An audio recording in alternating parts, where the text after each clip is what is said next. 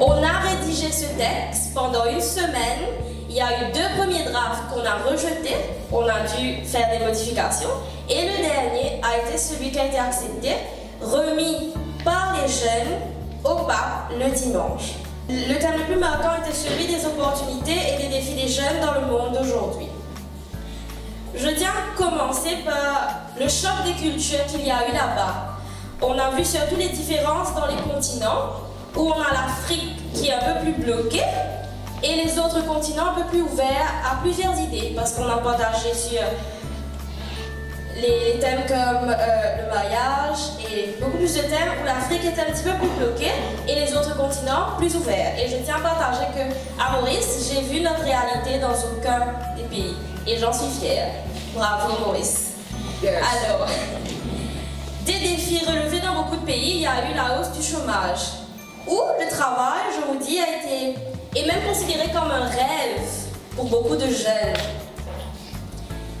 Et avec l'éducation accessible et les possibilités, les facilités plutôt offertes aux jeunes, on voit que la société n'arrive pas à offrir cette opportunité d'emploi.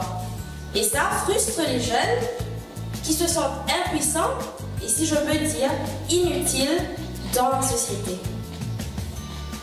Il y a aussi un autre défi qui était celui d'une politique décevante.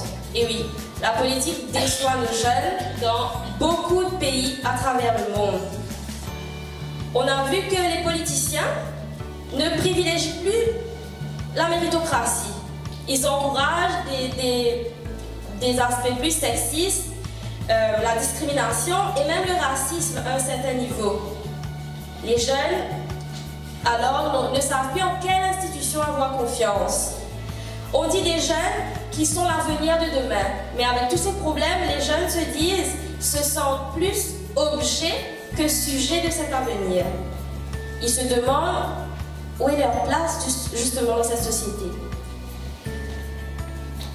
Dans la société actuelle, soyons d'accord que notre éducation est plus centrée sur la vocation professionnelle que la vocation personnelle, où les jeunes, dès leur jeune âge, ils sont fixés sur l'épanouissement professionnel. Ils veulent avoir une sécurité financière après, au détriment de leur épanouissement personnel.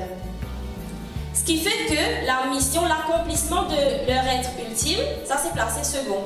Ils se fixent sur vivre, je grandis, je vais à l'école, je fais ça, je fais ça, je fais ça. Ce qui nous ramène à 2 catégories de jeunes, ceux qui échouent, ils laissent tomber, ou il y en a qui veulent quand même se battre. Et à ce point, je rajoute quelque chose de crucial.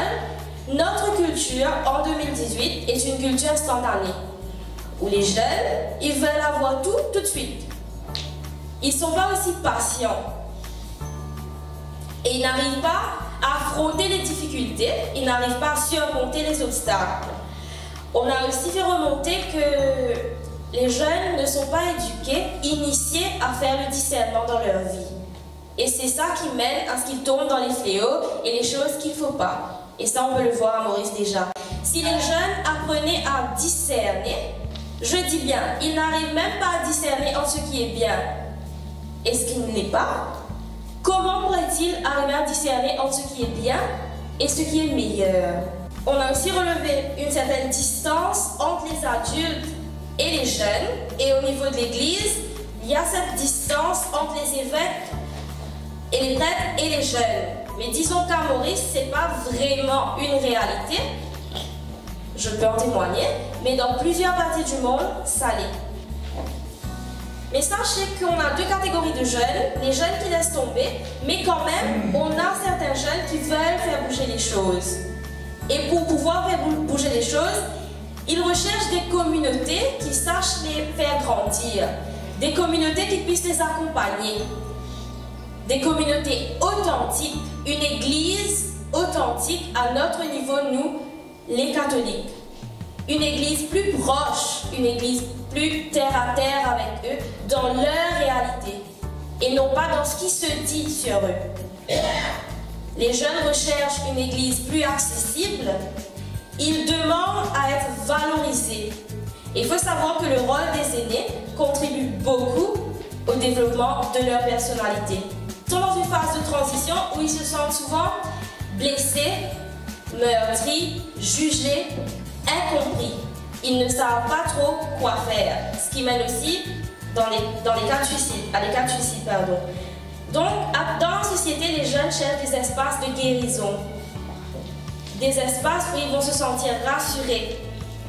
Parce que les jeunes, très souvent, ils ont leur identité façonnée par leur interaction avec les autres.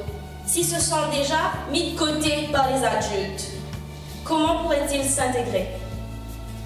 Les jeunes nous avons besoin de modèles attractifs et cohérents parce que, sachez que les réponses simplistes que les adultes nous donnent, cela ne suffit plus. On veut plus. On veut être compris et accepté. Pour conclure, je tiens à dire que le message le plus poignant des jeunes a été qu'ils veulent qu'on leur fasse confiance, car ils ont beaucoup à offrir. Ces jeunes qui sont meurtris, ils veulent guérir et agir.